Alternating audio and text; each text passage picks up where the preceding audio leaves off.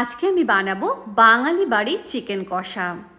Mutton অনেক সময় আমাদের নাগালের বাইরে এবং খাওয়ার ক্ষেত্রেও অনেক সময় অনেক বাধা নিষেধ থাকে, কিন্তু চিকেনও তো সেসব নেই। তো জমিয়ে চিকেন খাও গরম ভাতের সাথে। প্রথমেই চিকেন কারি কাট নিয়ে সেটাকে ম্যারিনেট করব নুন, হলুদ, আদা, রসুন, কাঁচা লঙ্কা বাটা, সর্ষের তেল দিয়ে। এটাকে একদিকে সরিয়ে দিয়ে কড়াইতে সর্ষের তেল গরম করে চিকেন কষা বানাবো বাঙালি বাড়িতে। আলু ছাড়া হতে পারে? কখনোই না। নুন দিয়ে আলুগুলো ভেজে তুলে নেব। ওই তেলের মধ্যে তেজপাতা, শুকনো লঙ্কা, গোটা জিরে, গোটা গরম মশলা ফোড়নে দেবো। পেঁয়াজ কুচি দিয়ে ভাজা ভাজা হয়ে গেলে ম্যারিনেট করা চিকেনটা দিয়ে দেবো। খুব ভালো করে হাই ফ্লেমে এটাকে কষাতে হবে। টমেটো কুচি দিয়ে দিলাম, ভেজে রাখা আলু দিয়ে দিলাম। দইয়ের মধ্যে জিরে গুঁড়ো, লঙ্কা গুঁড়ো, কাশ্মীরি লঙ্কা গুঁড়ো, স্বাদ মতো একটু চিনি দিয়ে ভালো করে মিশিয়ে নিয়ে এটাও কড়াইয়ের মধ্যে দিয়ে দেবো।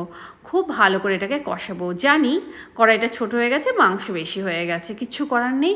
কড়াই পরিবর্তন করতে গেলে এখন আমাকে ওটাই মাজতে হবে, ছেড়ে দাও। এর মধ্যেই কষিয়ে নিই। কষানো হয়ে গেলে এর মধ্যে পরিমাণ মতো জল দিয়ে এটাকে ঢেকে দেবো হলো মিনিট 10 জন্য, যাতে খুব ভালোভাবে সিদ্ধ হয়ে যায়। নামানোর আগে দিয়ে দেবো হলো গরম মশলা গুঁড়ো আর ধনেপাতা কুচি।